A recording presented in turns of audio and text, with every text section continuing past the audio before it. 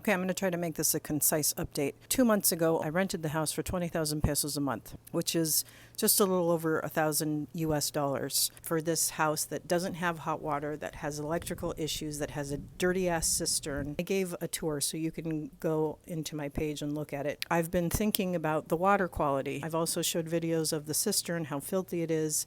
There are cockroaches living in the bricks in the first layer of it. The more I thought about it, the more I researched it, and it's actually very unsafe and unhealthy to have cockroaches in your water supply.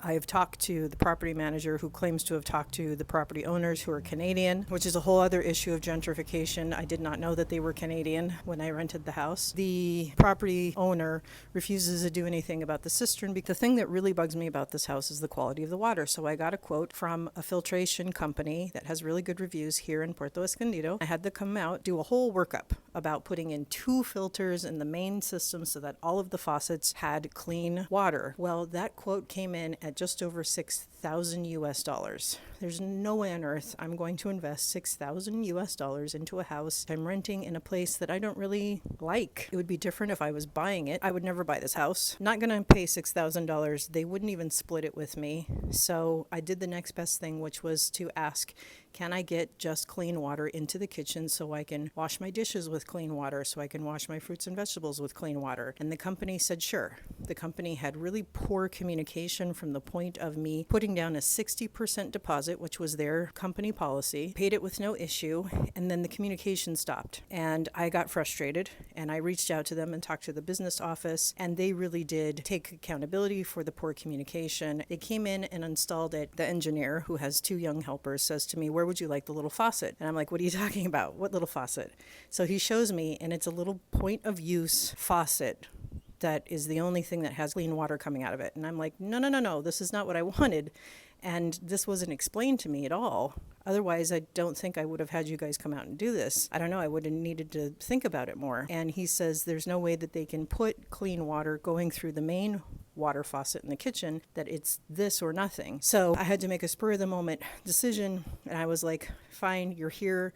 It took a lot to get you to come here. And I ended up having to pay 1,700 US dollars for the water filtration system to be put in. And then also I had what's called a bomba put on the main water supply, which increases the pressure because the water pressure in this house is pretty bad. But he was really doing things to code. He was pointing out things that weren't done to code in this house when it was built 25 years ago. The fallout from putting the bomba in is that it has created all these other issues with the showers. My son, because there's no hot water in this house, has an electric shower head, and that's the only hot water that exists in this house. And because the water pressure is so strong, it overloads that electric shower head and was passing what seemed like to him an electrical current through the water. For safety reasons, I just turned off the power supply to the electric shower head, so now there's no hot water in the house. So I went and had a weekend by myself about an hour and a half away, and just came to the conclusion that other people's comfort is not more important than my discomfort and me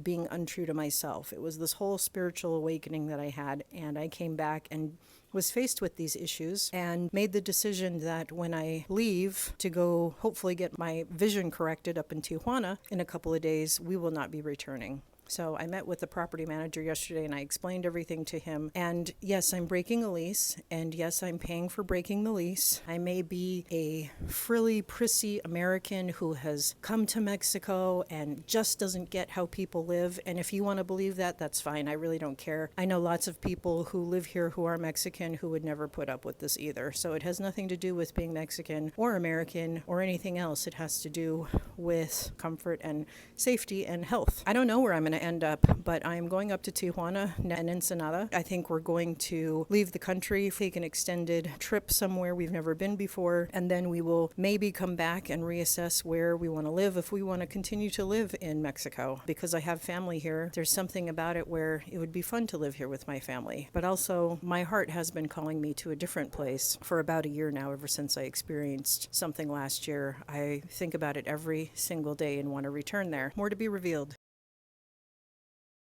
When you are not good at the language yet, it's very, very difficult to try and communicate about technical things and your feelings. So kudos to everybody who has learned a second language. I really really get it.